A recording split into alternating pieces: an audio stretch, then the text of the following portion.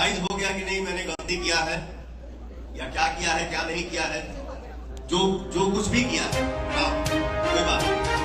तो दोस्तों आप लोगों को बता दें कि कल रात को पावर स्टार पवन सिंह का लखनऊ में सैया सेवा करे गाने का इवेंट रखा गया था, जिसमें पवन सिंह के साथ हरियाणवी एक्ट्रेस अंजलि राघव और क्वीन शालिनी पवन सिंह के साथ इस इवेंट में नजर आई थी। और दोस्तों आप लोगों को बता दें कि कुछ लोगों का कहना था कि पवन सिंह का ये गाना अच्छा नहीं है और ये गाना फ्लॉप होगा, लेकिन आप लोगों को बता दें कि अगर कोई भी नया गाना आता है तो वो शुरू में अच्छा नहीं लगता है, लेकिन जब उस गाने पर लोग रील बनाने लगते हैं या उसको बार बार सुनने लगते हैं तो वो गाना अच्छा लगने लगता है। और अगर गाना अच्छा नहीं होता तो इस गाने पर इतना व्यूज नहीं आ पाता और ये गाना ट्रेंड नहीं करता। पर मेरे हिसाब से तो गाना बहुत अच्छा है और ये गाना अब की बार खूब बजने वाला है।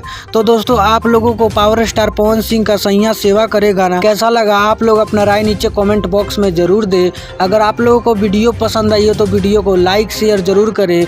मिलते हैं आप सभी से किसी नए वीडियो अपडेट के साथ, जब तक के लिए जय बिहार जय भोजपुरी।